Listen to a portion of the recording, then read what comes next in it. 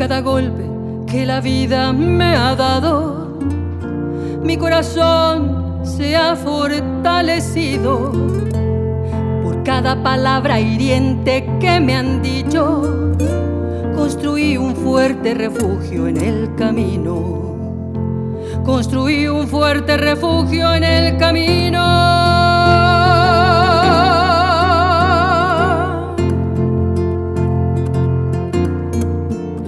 Con cada lágrima regada en tierra seca, reviví margaritas y azucenas, porque mi lucha es de hoy, de cada día, para elevar mi voz a Dios y a las estrellas, para elevar mi voz a Dios y a las estrellas.